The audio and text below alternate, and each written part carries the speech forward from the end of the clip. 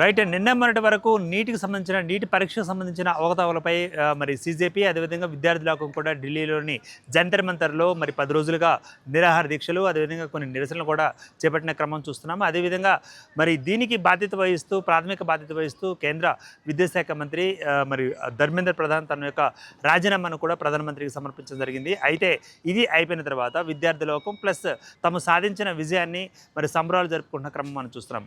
అయితే నీటి పరీక్షకి సంబంధించిన అవకతవకలు అదేవిధంగా సమస్యలన్నీ తొలగిపోయాయి అనుకుంటున్న క్రమంలో మరొక కొత్త సమస్య వచ్చింది. సో దీని ప్రకారం ఇథనాల్ మీద అంటే ఇథనాల్ పెట్రోల్లో వాడడం అదేవిధంగా ఆ వాహనాలలో ఆ పెట్రోల్ను వాడడం కూడా మరొక దానిపై ఒక నిరసన కార్యక్రమం కూడా రాబోతుంది. దీనికి సంబంధించి పార్లమెంట్ వరకు నిరసన తెలుపుతూ మరి ప్రత్యేకంగా ఒక పాదయాత్ర కూడా చేయడానికి రంగం సిద్ధమైనట్టు తెలుస్తోంది. దీనికి సంబంధించి ఢిల్లీ ట్యాక్సీ ట్రాన్స్పోర్టర్స్ అసోసియేషన్ అదేవిధంగా టూర్ ఆపరేటర్ల సంఘం ఒక నిర్ణయానికి వచ్చింది. సో ఎందుకంటే ఇథనాల్ కలిపిన పెట్రోల్ను వాడితే తమ యొక్క పాత వాహనాలు అదేవిధంగా మరి అందులో ఉండే ఆయిల్ సీల్స్ కానీ అదేవిధంగా రబ్బర్ ట్యూబ్లు కానీ పాడైపోయే అవకాశం ఉంది. కాబట్టి ఈ నిర్ణయాన్ని వెనక్కి తీసుకోండి కేంద్ర ప్రభుత్వం అంటూ కూడా ఈ యొక్క ట్రాన్స్పోర్ట్ ఆపరేటర్ల సంఘం అదేవిధంగా మరి వాహనాల సంఘాలు కూడా కలిసి ఒక పాదయాత్రను చేపట్టే క్రమం సో ఆగస్టు 4న బయటకు తీస్తుందంటూ కూడా తెలిసొస్తుంది. అయితే నీటి తరహాలో జరిగిన ఏదైతే ఉద్యమం ఉందో నీటి తరహాలో జరిగిన ఏదైతే ఒక నిరసన కార్యక్రమం ఉందో అదే కార్యక్రమంలో భాగంగా అంతే ఎత్తున అంతే భారీ ఎత్తున మేము కూడా చేస్తామంటూ కూడా వీరు ఒక పిలుపునిచ్చారు. ఇందుకు ఆగస్టు 4న ఒక పాదయాత్రను పార్లమెంటు వరకు మీరు నిర్వహించబోతున్నామంటూ కూడా అంటే మరి ఢిల్లీ అనగానే అక్కడ నిరసన అనగానే పాదయాత్ర అనగానే మనకి జంతర్ మంతర్ గుర్తుకొస్తుంది. సో జంతర్ మంతర్ మరోసారి అక్కడ వార్తలోకి ఎక్కనుంది. ఇక్కడ ఆగస్టు 4న అక్కడ జరగనున్న పాదయాత్ర ఏదైతుందో పాదయాత్రను మరి ఢిల్లీ ట్యాక్సీ ట్రాన్స్పోర్టర్స్ అసోసియేషన్ అదేవిధంగా టూర్ ఆపరేటర్ల సంఘం కూడా మనం చేపట్టబోతున్నామంటూ అంటే కేంద్ర ప్రభుత్వం ఇప్పటికే ఆ నిర్ణయాన్ని బయటికి పంపడం జరిగింది. సో ప్రజలకు పంపడం జరిగింది. మరి ముఖ్యంగా తమ వాహనాల్లో అమర్చిన ఆయిల్ సీల్స్ కానీ అదేవిధంగా రబ్బర్ ట్యూబులు కానీ ఇవి ప్రవేశిస్తే ఇథనాల్ ప్రవేశిస్తే సో మాకు ఇబ్బందులు ఏర్పడతాయి మళ్ళీ ఆర్థిక భారం ఏర్పడుతుందంటూ కూడా అంటే ఇప్పటికే పెట్రోల్కు సంబంధించిన ధరలు పెంచడం పెట్రోల్ ధరలు పెంచిన తర్వాత పెట్రోల్ ధరలు పెరుగుతున్నాయి కాబట్టి ఇథనాల్ మిక్స్ చేసిన పెట్రోల్ వాడండి అంటూ కూడా మరి కేంద్ర ప్రభుత్వం చెప్పడం దాన్ని నిరసిస్తున్నారు. ఇందులో భాగంగా కేంద్ర ప్రభుత్వం చెబుతున్న మాట ఏంటంటే వాహనాలలో ఇథనాల్ కలిపి ఆ యొక్క పెట్రోల్ను ఉపయోగించడం ద్వారా మీ యొక్క వాహన సామర్థ్యం పెరుగుతుంది అంటూ కూడా సో మరి ఇంధన ఆక్టేన్ శక్తి కూడా క్రమంగా పెరిగే అవకాశం ఉందంటూ కూడా చెప్తోంది. మరి కేంద్ర ప్రభుత్వం మరొక విషయాన్ని కూడా అంటే వ్యవసాయ రంగానికి సంబంధించిన ఆ యొక్క దేశీయ ఉత్పత్తి పెరుగుతుంది అదేవిధంగా మరి రైతులకు కూడా ఆదాయం చేకూరుతుంది.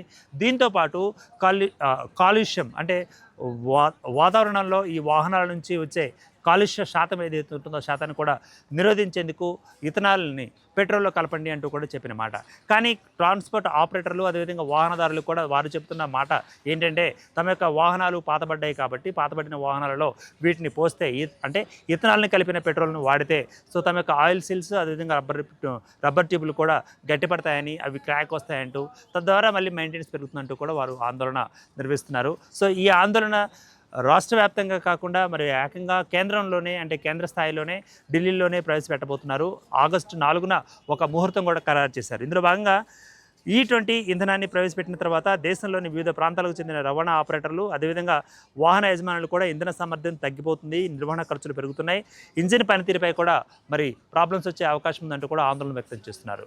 సో నిజంగా మరి కేంద్ర ప్రభుత్వం ఈ పథకాన్ని అంటే ఇథనాల్ను పెట్రోల్లో కలిపి దాన్ని వాడితే మీకు ఇంధన సామర్థ్యం పెరుగుతుంది మైలేజ్ కూడా పెరుగుతుందని చెప్తుంది. అదేవిధంగా కాలుష్య నివారణ కూడా జరుగుతుంది. మరి దేశీయంగా రైతులకు కూడా ఎంతో కొంత ఆదా అవుతుంది. వీటితో పాటుగా ముడి చమురుని కొనుగోలు చేసేటప్పుడు మరి ఆదాయం అంటే మనకి దీనికి సంబంధించిన దేశీయ ఆదాయం కూడా తగ్గిపోతుంది కాబట్టి ఇందులో మిక్స్ చేసి వాడండి అని కేంద్ర ప్రభుత్వం చెబుతున్నమాట. కానీ వాహనదారులు అదేవిధంగా ఆపరేటర్లు చెప్తున్న మాట మాత్రం మరి ఇంకో విధంగా ఉంది.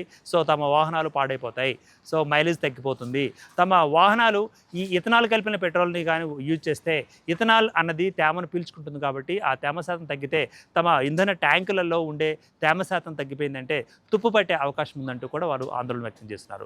ఇదే క్రమంలో ఆగస్టు 4న ఒక పాదయాత్ర పార్లమెంట్ వరకు జరగనుంది అంటూ కూడా ముందుగా ఒక అల్టిమేటం జారీ చేయడం జరిగింది. సో ఇప్పటికే నీటి పరీక్ష అవకతవక మీద మరి అంటే 10 రోజుల పాటు జరిగిన ఏదైతే వరకు ఆందోళన ఉందో, నిరసన ఉందో, సో దేనితోటి ముగిసిందో మనందరికీ తెలిసిందే.